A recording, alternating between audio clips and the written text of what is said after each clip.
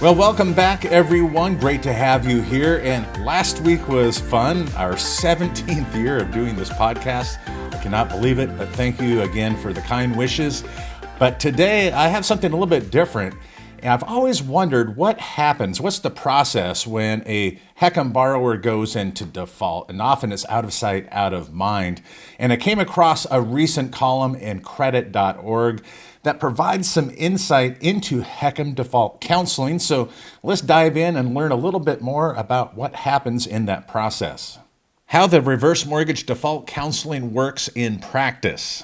It says that when homeowners fall behind on their property charges, such as taxes and homeowners insurance, they may receive a notice that their reverse mortgage, more specifically their HECM in this case, is in default, which can create confusion and fear in the heart of the homeowner, especially for those that had the misunderstanding that everything was taken care of when they got the reverse mortgage. How that could be the case, I really don't know, because they are informed at origination. You still have to continue to pay those obligations. You don't have a mortgage payment, but you got to keep making those property charge payments. First, they'll review the homeowner's situation, asking about their income, their primary residence, and what notices or letters they have received, likely from the servicer. And they'll go over how the loan works and why they're now at risk of default. So they'll look at the amount of default that's in place right now, any missed payments such as property and homeowners insurance. They'll also be looking at the servicer's timeline because that is key. That's what the homeowner is going to have to abide by, and explore counseling services and resources that may be available in their area. Most importantly, they're going to work to create a plan or contact the loan servicer to set up a repayment plan. The goal isn't just to get through the crisis, it's to help the homeowner fully understand and what they can do next. And here's one misconception that's just quite shocking and somewhat frustrating, that many reverse mortgage borrowers believe they have no payment obligations whatsoever. But of course they do. Many people assume they have a home equity conversion mortgage, that they're safe from any payment obligation. Even though the borrowers do not make monthly loan payments, they're required to keep the home as their primary residence, as we know, pay property taxes, homeowners insurance, and also complete annual occupancy certifications, which means they cannot just ignore those. Now, there's been improvements from servicers in reaching the homeowner and getting those certifications complete recently, but that could also trigger a default. It says a good counselor will help them understand their rights and responsibilities, provide education about default counseling process, and prepare paperwork and apply for assistance. And importantly, they note that the counselor has no control whatsoever over the default process. They're just merely trying to keep the homeowner from going into default or foreclosure. So here's one encouraging example of an individual that was behind on their property taxes, thankfully not too much. It says John, 78, received a letter saying he owed over $1,800 in property taxes. He thought his reverse mortgage covered everything, so he didn't know he had to pay those bills separately. Afraid of losing his home, he contacted a housing counseling agency near him, and during that session, the counselor reviewed his financials and helped him apply for local assistance to cover the taxes. They also helped him write a letter to the loan servicer explaining the delay and requested time to catch up. John avoided foreclosure and learned what to watch for going forward.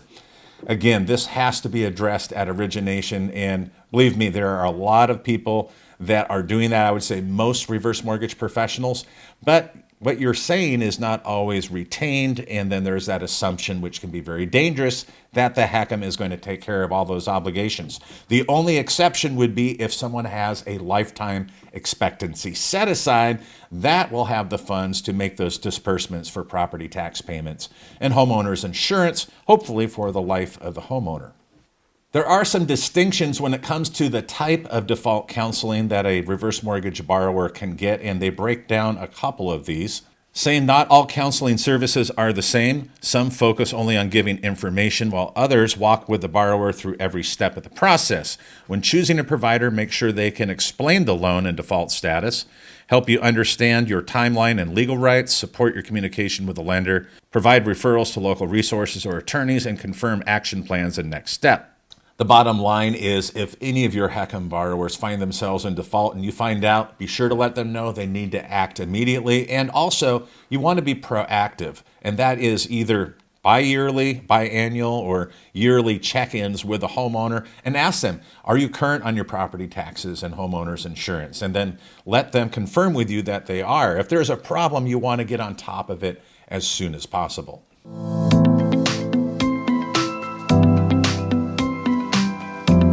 We know that the number of reverse mortgage professionals in the field working with older homeowners represents just a mere fraction of those that are originating traditional mortgages in the U.S. today. But the question is, what if we could help those traditional originators quickly determine if a homeowner is eligible for a reverse mortgage and perhaps how much they would be paid if they originate the loan? Well, there is a tool for that, in fact.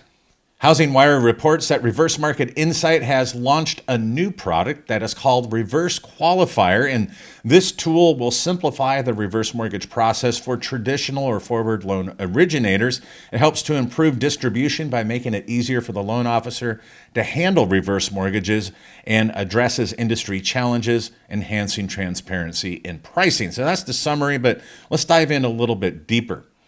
So first of all, it's no secret that HECM endorsement volumes have pretty much stagnated and, of course, dropped considerably in the wake of the HECM to HECM refinance boom post-COVID-19 and during the pandemic as well. But what can we do to broaden our distribution network? And many believe in our industry, myself included, that engaging with a traditional mortgage originator is key because they're already meeting with many individuals who may be age eligible for either a proprietary or a standard HECM reverse mortgage loan.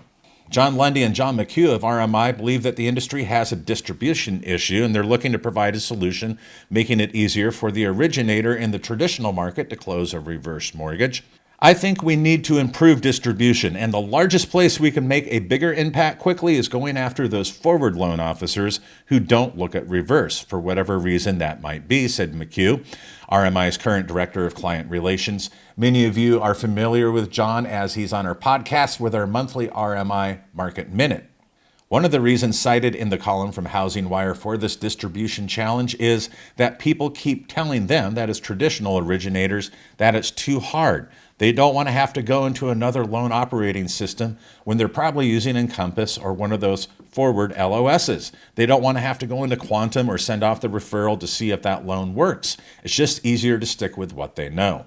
Reverse Market Insight has been quietly developing this product over the last year, and it accomplishes two things. First, it quickly determines whether a borrower may qualify for a specific loan scenario, and it also shows the loan officer what they'll get paid, which I believe is a big incentive for the traditional mortgage originator who's maybe a little reluctant to get into reverse mortgages. Now, the Reverse Qualifier works for the traditional first-time HECM, HECM to HECM refinances, and even the HECM for purchase or the H for P. The Reverse Qualifier could be a game changer in that it will be reaching out to traditional mortgage originators who far outnumber reverse mortgage professionals, and that's a good thing.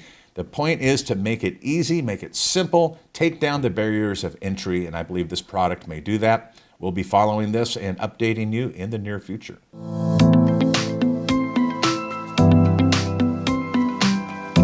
A recent Fortune column found that top Wall Street analyst Meredith Whitney says that the baby boomers are tying up a significant portion of today's housing inventory. And what are the impacts going to be on younger generations? And also, what would happen if these baby boomers decide to sell and downsize? Let's dive into it.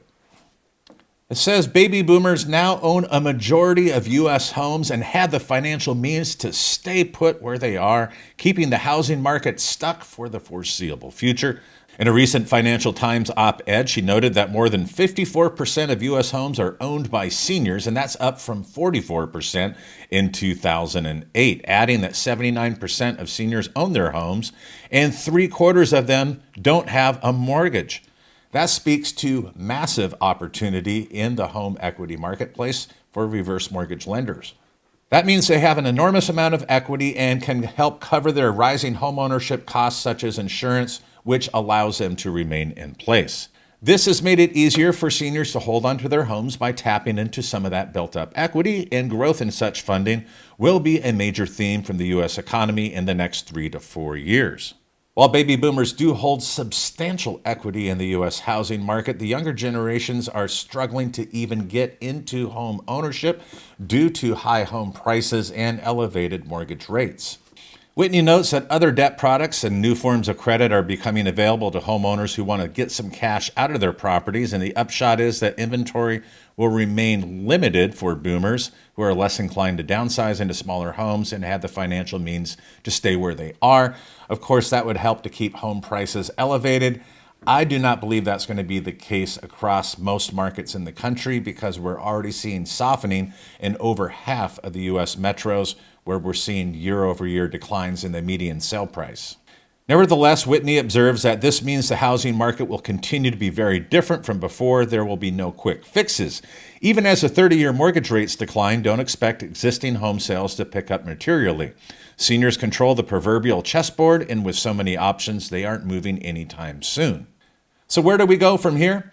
If we see a significant cohort of baby boomers deciding to sell and downsize, then we could see a very significant spike in home inventory, which would help to bring down home prices. I don't believe that's going to be the factor that really brings home prices down. I think it's going to be supply and demand, and we're seeing a glut of supply actually in some U.S. markets. We spoke about that earlier on HECMWorld.com. However, Fortune does note the precarious position of the U.S. housing market, quoting late economist Ed Leamer, who said a weak housing market could threaten to bring down the overall economy. And that's not surprising because as of the fourth quarter of 2024, the U.S. housing market represented over 16% of the U.S. gross domestic product, or GDP. In fact, in July, Moody Analytics chief economist Mark Zandi singled out the housing market for concern, escalating it to a red flare. I don't know if that's a red alert, as home sales, home building, and house prices were getting squeezed by high mortgage rates. If the predictions in this column do hold true, then it's good news for both the senior homeowner and for the reverse mortgage lending industry. Senior homeowners will have access to a large portion of their equity, and their home values should be relatively secure in most markets if inventory remains constrained due to the fact that many of them are choosing to stay put, and that does constrain inventory. But again, I do not believe that the baby boomer is going to be the key to home prices dropping in several markets. I don't see that happening in the near future. I believe other market dynamics, such as those we've discussed here earlier in HECMWorld, will be determining the fall in home values in those markets that have been well overinflated for a number of years.